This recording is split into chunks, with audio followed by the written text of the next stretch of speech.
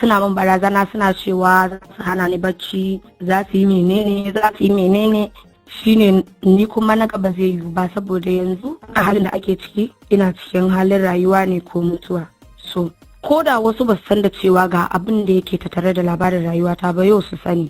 Duk da dai yan uwana gaba ɗaya ba wanda bai sani ba, da wanda ya shafi yan uwana makotanmu na garuruwan iyayena da inda aka haife ni, duka su san da wannan abubuwan da suka faru da ni. Kowa ya san yan uwana, dangina da makota kuma. Yanzu duk wani abu da ya same ni yanzu ina kawai kan gaba ne ta mutuwa ko rayuwa, saboda ana mun barazana da rayuwata. Kai tsaye za mu so mu ji da wa muke kare a wannan lokaci. Sunana Fatima Hamza Ibrahim, wacce aka fi sani da fiye a cikin shirin Izaso. Kafin mu nutsa cikin wannan tattaunawa sosai, na san masu sauraro za su san wace ce Fatima Hamza. Ni dai cikakkiyar haifaffiyar 'yar garin Maiduguri ne, unguwar Umarari Boston. Sannan na yi primary school ina zuwa primary 3 a Umarari primary school. Don na gama zuwa 5 a Miwan na cikin barak da ke Bokabo barak. Na yi primary 5 a can, daga nan na tafi Bauchi. Na je na karasa primary 6 dina a Bauchi again. Daga nan kuma aka zo aka ɗauke ni. Nan gidan kakanni na ne na Bauchi. Daga nan aka zo aka ɗauke ni. Aka tafi da ni zuwa cikin wasu jama'a inda kowa ya sani a lokacin. A nan na zauna na yi rayuwa har na zuwa shekara 1 kafin har ya kai gabar da iyayena da yan uwa za su je su ceto ni. Aka je aka karɓo ni. Allah Ubangiji ya haɗa ni da ibtila'i a wannan lokacin na Boko Haram da suka tafi da ni, sannan kuma suka je suka mamun aure. To na abin da yake faruwa kenan. To Fatima, masu sauraro na san za su so su ji a ina suka zo suka samu Fatima, suka kama Fatima. A Bauchi, a Gwaram ta Alƙaleri da ke garin Bauchi. Wani wanda ke da ma'amala da Bauchi na san zai iya sanin Gwaram ta Bauchi. Amma ba wacce take kan bakin titi ba, wacce take ciki ta daidai da Alƙaleri ita. To a lokacin Fatima a makaranta ne suka same ko kuma a gida ne? A gida ne. Dan ni normal ɗauka ma aka yi, amma ba wani matsala bane lokacin da aka zo, ba wanda ya san aka tafi kwana 1, 2, 3 babana ya zo ya ji abin da yake faruwa, ya bibiyi abin. Aka gaya mai ana tunanin kamar Kano ne, da aka bi diddigin abin ya tafi Kano, ya je ya same su gar da gar. Ya ce sai dai in a fara kashe shi tukunna sai a rike yarsa, shi ba a rike mai yaya. Misali a ina kenan aka rike ki ya same su gardagar? A hannun yan Boko Haram din? A Kano ya same ni a wani gida da ina da tabbacin cewa a lokacin bayan abin ya sassauta daga baya, yan unguwa ma har sun zo sun rusa wannan guri, kuma ko sun sa mai kamar wuta ne na ji an faɗa, shi ma daga baya nake ji. A wace unguwa kenan a Kano? Lokacin gaskiya ban san unguwoyin Kano ba, amma Faith an kai ne Ɗorayi Ciranci. Daga baya aka ɗauke ni daga Ɗorayi Ciranci aka kai ni ga unguwar da yake gaban sabon titin nan, unguwar da take gaban ta Gaida. Lokacin yana ƙauye ma ba mutane sosai a unguwar. Aka ajiye ni a nan, daga nan kuma aka mun aure da wani ban ma san shi ba. To wa'annan mutanen da suka hudu na je. Duk wa'annan wanda suka miki auren nan yan Boko Haram ne ko kuma suwaye? Yan Boko Haram ne. Dan uwansu suka aura miki ko kuma wani ne da? To ya aka yi Fatima ta kubce daga wannan auren? Dalilin kubcewan Fatima daga wannan auren, ranar ina zaune karfe 5 na asuba an fara kirayen sallah. Na ga ya tashi yana ta zirga-zirga. Ashe sojoji ne suka zo, to dalilin zuwan sojoji ne dalilin kubcewa na, da sojoji suka tafi da shi. Ni kuma dalilin kubcewa na kenan. To wannan zuwan sojojin, saboda sun ce akwai dama wacce aka ce yar Maiduguri, na ce gani na ce, suka ce na ce kafar mu muka yi tafiyar mu, suka tafi da shi kuma. To Fatima, ya rayuwa ku ta kasance a wannan guri kafin ki kai ga kin kubuta? Rayuwa lamun lafiya, ba ni da wani matsala gaskiya.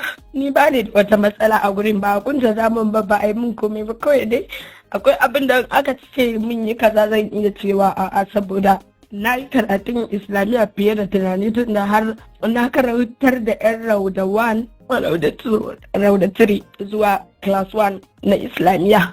Duk wasu abubuwa na san su, aka ce min in yi kaza zan ce no, ba kaza bane, kaza ne, so ba za kuma a matsa min da cewa sai na yi wannan abin da dole suka ce ba. Duk da dai na tafi an ƙara bina, na ƙara tafiya an ƙara bina, ba adadi tafiyar da na yi ana bina. Na je Bauchi sau 3, na je Maiduguri sau 7 a lokacin. Yola ne kawai ina ga ba a bini ba, da Yola ne kawai ba su bini ba. To dama sun san ki ne wanda suke bibiyar take ko kuma yaya?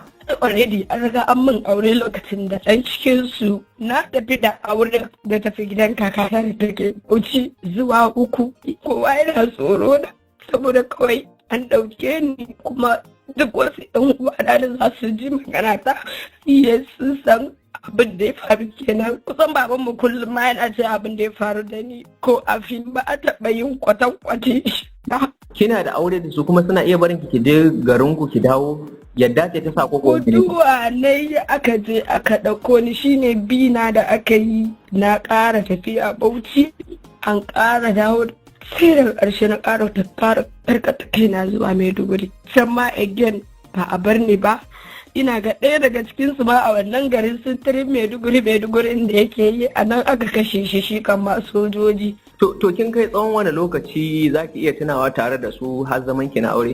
Shekara na 1 da wata 5 zuwa 6. Ya'ya sun shiga tsakanin ku an samu haihuwa? A'a. Ce a wace shekara ce wannan al'amari ya faru? Ba zan iya tuna shekarar ba. Amma dai duk wani wanda yake area ya san lokacin da sojoji suka zo sama da mota 30 suka zo kama wani da wasu. A unguwar ta Kuntau kenan? Lokacin da suka zo ne kenan da suka kama shi sai suka ce ku duk ku tafi kenan? Dalilin ƙarewan abin kenan. Me kike tunawa zuwa yanzu wanda watakila yake iya daga miki hankali dangane da wannan rayuwar da kika yi? Yanda mutane suke ɗaukar mutum kawai shine matsalata, kuma sannan yanda ake ɗaukar mutum saboda wa'annan abubuwan ko wani abu daban, ni ba abin da ya dame ni Fatima fim na fito ina yi. Idan da ina da mu'amala ana nema na za a neme ni ai, amma an riga aina ce an kama wanda za a kama, kuma aka ce mu tafi gidan iyayenmu da ni da kishiyata tana nan ita ma dan tana nan ma ana ke tsarin rabon gadon ma ƴaƴan ta ma kira ni a waya ta gaya mini kana ji na ni me yasa to ake ina bukatan freedom ne for me. Yanzu suwaye suke binki, suwaye suke neman ki a yanzu abin da yake faruwa ina da tabbacin duk wani abu da za a yi da kai da mutane inda ya zama da cewa har an rubuta wanda takin kai da mutum, kuma an tabbatar da cewa mutum ba ruwan shi da shi ba abin da ya shafe ka da shi, ina ce an gama da shi ko idan mutum kuma ya dawo bayan an rubuta wanda takin ya ci gaba da bibiyan ka menene ya taka wannan dokar rubuta wanda take na aka yi. Inda ina ɓoye kaina ba zan shiga harkan fim ba, saboda abu ne da duniya ne za ta iya ganin ka kuma kowa zai iya ganin ka. To a yanzu suwa kike zargin suna binki, wa'ancan tsofaffin 'yan Boko Haram ne suka rayu da mijinki ko kuma jami'an tsaro ko suwa? Jami'an tsaro. Kin amsa gayyata kin je ki kara watakila bayani suke nema ki gabatar musu ko wani abu makamancin haka? Wani abin daban aka kawo. Ke kuma baki da alaka da abin? Abin da aka kawo din na ce to tun da har haka suka ce ba matsala.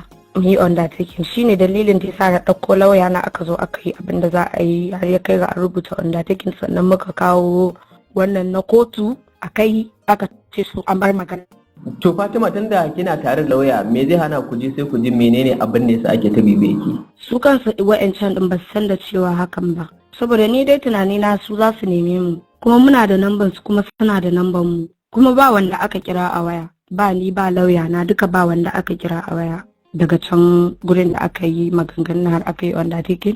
Su gaskiya nan kam na gama da su, ina da tabbacin bamu da matsala da su kam, saboda mun riga mun rubuta undertaking da su, amma ba su san da cewa yanzu wani abu yakin yana ƙara taɓullo kai ba. To kun tuntube su sai kuma abu na biyu mu ba za mu tuntube su ba saboda mun rubuta undertaking da su, mun riga mun gama mun kuma yi signing undertaking da su. Yawwa ana mani barazana da rayuwata, sun ce 'yan Tijjaniya ne su, wasu again nan ma daban suna min barazana, suna cewa za su hana ni bacci, za su yi menene shine ni kuma na gaba zai yiwu ba, saboda yanzu a halin da ake ciki ina cikin halin rayuwa ne ko mutuwa.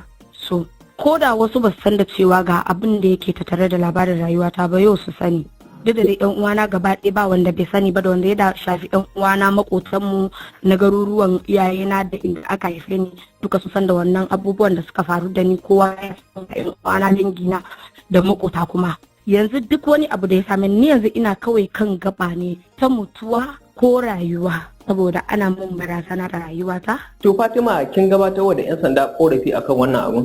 Ni ban gaya musu ba, saboda yanzu zai iya yiwuwa ma maybe kafin na je na gama gaya musu ko kuma wani abu makamancin haka ban san me zai iya faruwa da ni ba kafin na je na dawo. So su tunda dai na riga na gama magana da su kuma wannan su baya wanda suka kira ni yadda jariya ne su za su hana ni bacci, za su kashe ni, za su batar da ni, so kaga ana cikin rayuwa ko mutuwa. To wannan bai da alaka da wani mutum da kika yi zargin kun samu matsala da shi dinnan a shafukan sada zumunta? Allah masanin gaibu.